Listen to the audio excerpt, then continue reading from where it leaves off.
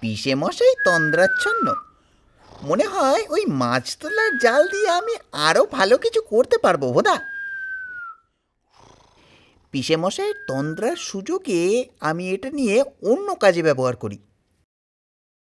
ওই যে প্যানকেকের রেসের মেয়েরা আসছে, এখান দিয়ে যাওয়ার সময় শূন্যে ছুড়ে দেওয়া একটা কেক আমি এই জালে আটকে নেব।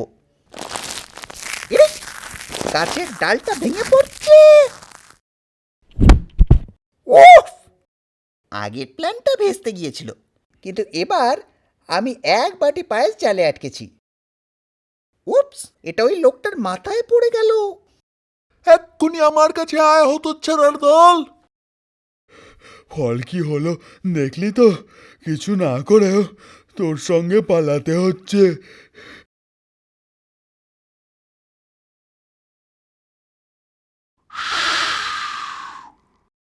এই মরেছে, ঝোড়ো হাওয়া বইতে শুরু করেছে। টুপিটাকে আমি ধরবো। ধন্যবাদ হাদু, তোমার জাল দিয়ে জাদুর খেল দেখালে। এই নাও তোমার পুরস্কার 10 টাকা।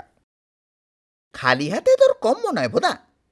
এবার আমি এই জাল দিয়ে কাগজগুলোকে আটকাবো।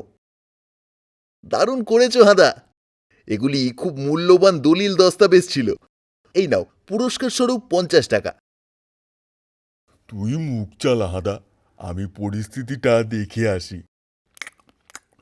দরকার নেই রে, পিসে মশাই এখন ঝিলের ধারে নাক ডাকছে। ওই তো মাছ তোলার জালটা তোর কাছে হতচ্ছাড়া, আর আমি একটা বিরাট মাছ ধরেও জালটা না থাকায় ডাঙায় তুলতে পারলাম না। তোর জন্য মাছ তুলতে পারিনি, এবার এই জাল দিয়ে তোকে ধরবো, তারপর তোর গায়ের ছাল তুলে ডুগডুগি বাজাবো। মোড়কট। বাঁচা ভদু, আমার এই সংকটকালে তুই দাঁত বের করে হাসছিস। নিদেন পক্ষে পিসের কাছেটা টেনে ধর না রে।